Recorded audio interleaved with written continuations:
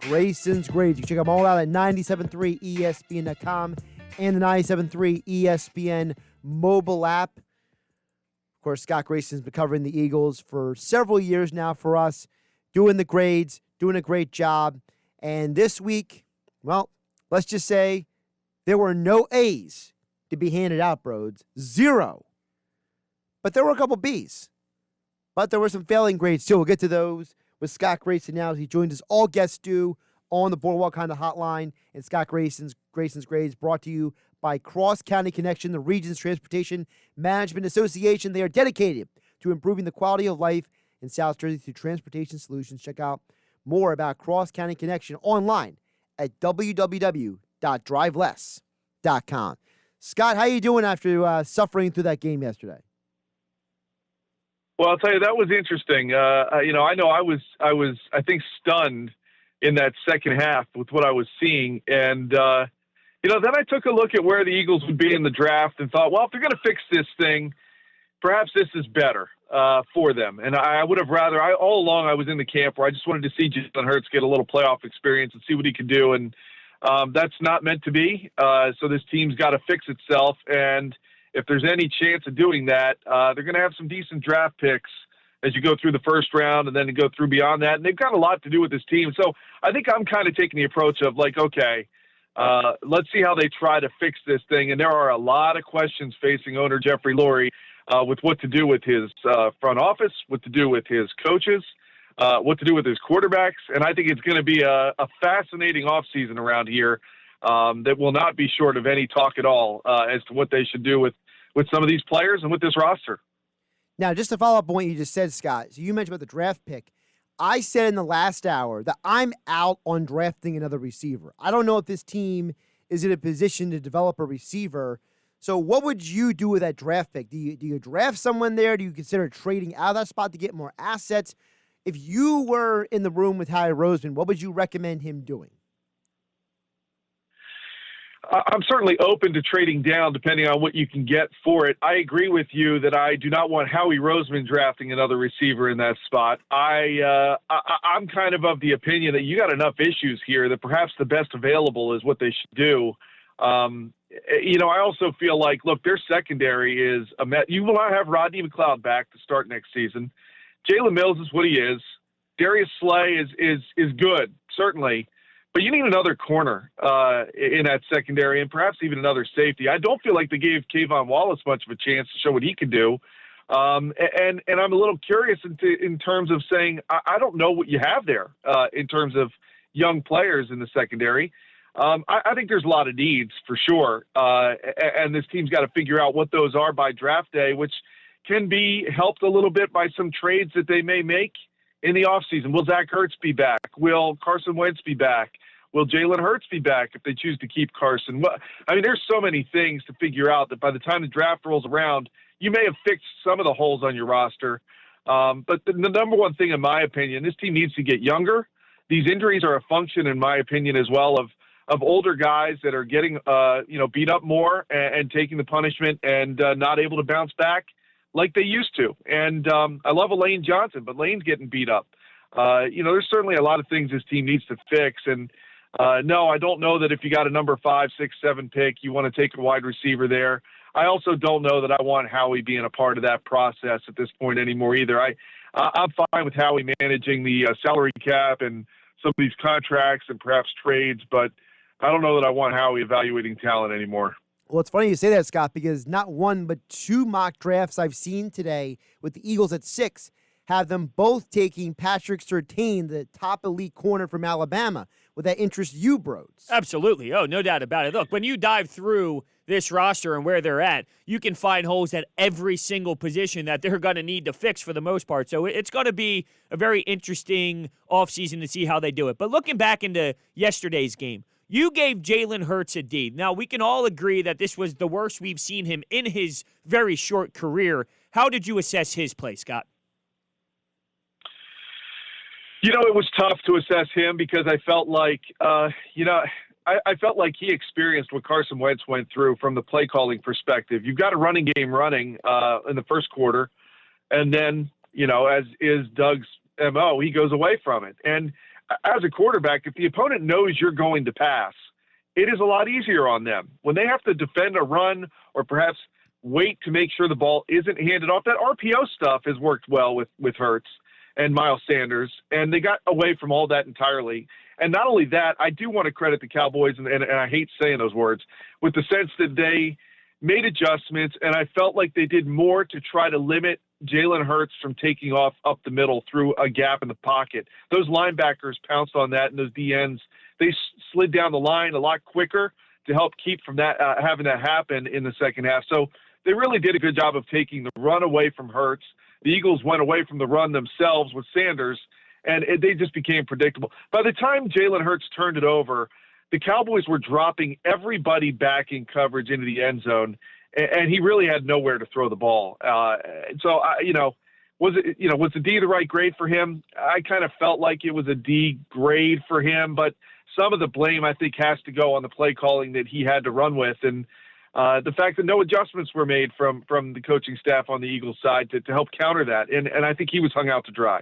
I couldn't agree more. When I was watching yesterday, the first thing I thought of was, okay, now Jalen Hurts is going through the same thing that happened with Wentz when it comes to all the surrounding pieces were so abysmal that it impacted his play. Now, how much of this, because I thought Doug was the biggest issue of them all yesterday, but how much of that goes into all of the pre-snap penalties that forced this team to be in longer situations, which then forced him to get away from the run. He already does that to begin with. This is just almost an icing on top of, hey, you're really going to get away from the run. Yeah, but I still think that I totally agree with you. First of all, the pre-snap penalties is a lack of discipline, and I know you want to give me all the injuries that have happened, and I'm talking about Doug here. You want to run through some of what's going on and all the different inconsistencies you have out there. I hear you. However, that's a lack of discipline. That's a lack of working on things like that during the week. I know that the Eagles piped in some crowd noise because they knew that Dallas was going to have, more fans than they've really faced or had to deal with in terms of crowd noise. But still, Matt Pryor, 3 false start penalties. The amount of the penalties that were, look, I get a holding call happening when you're trying to compete, make a play, see if you can get away with something. All right, that's in the level of competition. Pre-snap penalties are just awful. And any coach at any level will tell you that they will kill you. And they killed the Eagles yesterday. And, to me, it was an excuse to get out of the run because of some of those pre-snap penalties. You could still run plays. You could still do what it is in a sense, a run by running a screen pass.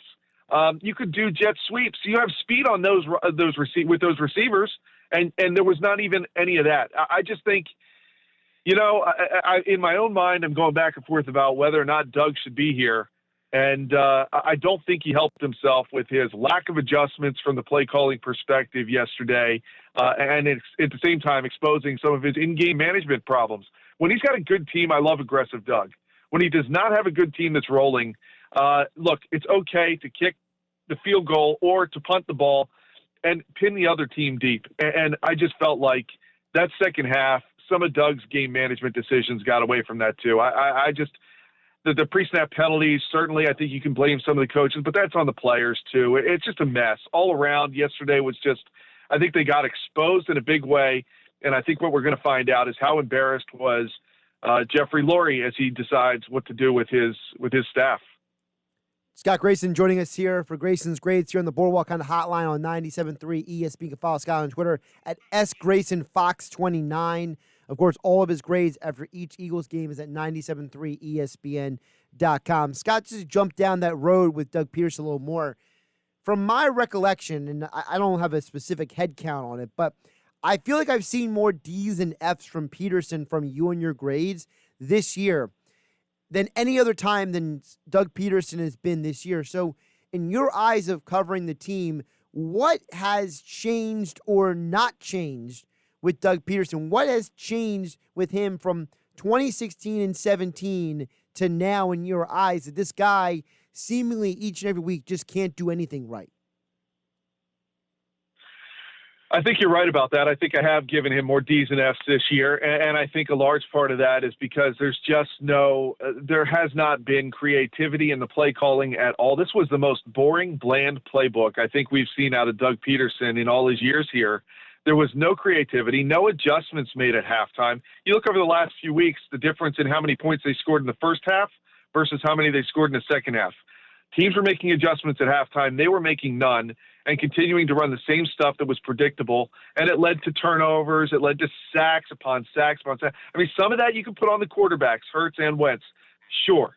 But for the most part, there was no effort made to help them out. I think Carson Wentz, sure, I think he deserved to be benched. I think he did make some mistakes. I think he did fail to read things that were happening downfield.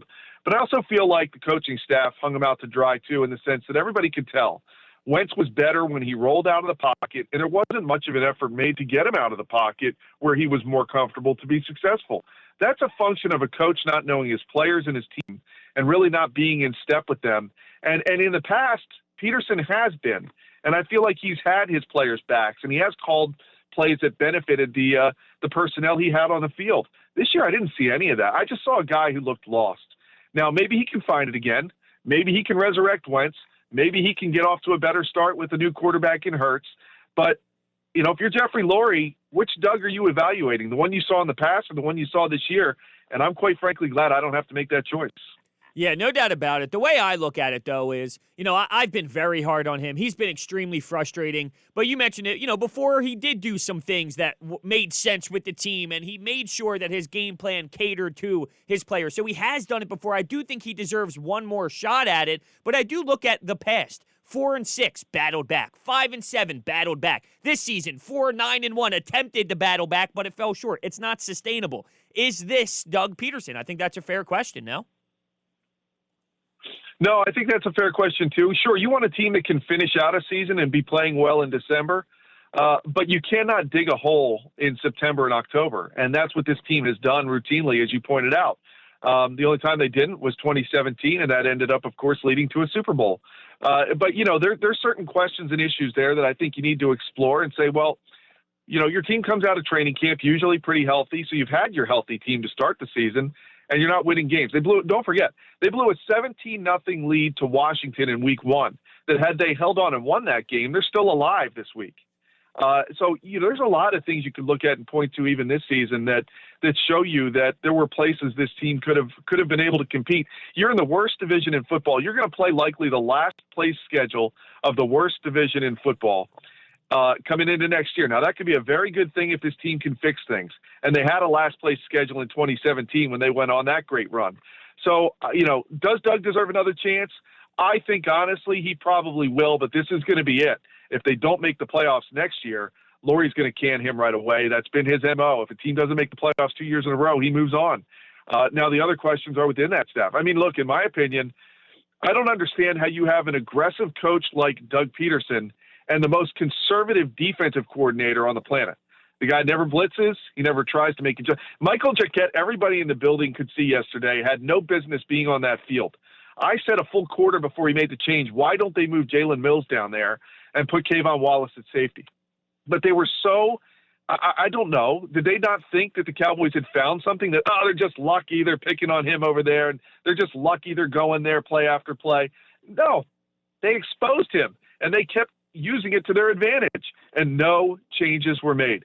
So even if Doug's back, I got to believe Jim Schwartz is gone, and in that regard, maybe you're going to bring about a little bit of change, but I don't know. I think there's just a lot of issues here that can they be resolved? Yes, the NFL, the way it's structured now, affords you the luxury to fix problems within 1 year of one off season.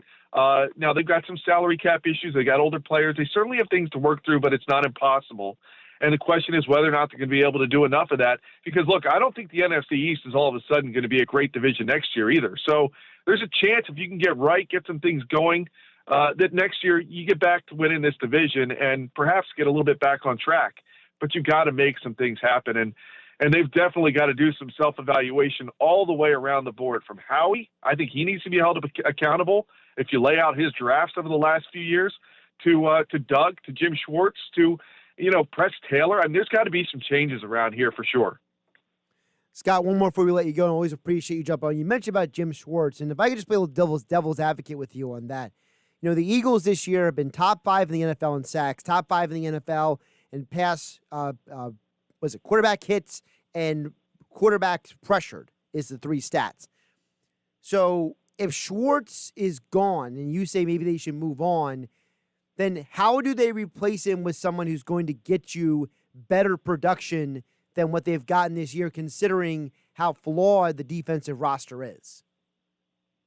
Well, I hear what you're saying, and you certainly threw out some good numbers, but I will throw back at you. How many deep balls have these defensive backs given up? How many back-breaking plays have been given up in the secondary that, sure, you may be able to get them in a third down because you've got a sack here, you've got a negative play there, but they're beating you over the top ultimately at the end. And how many times have we seen these corners? It's clearly a coaching problem. I don't know who's coaching it, but it's been consistent.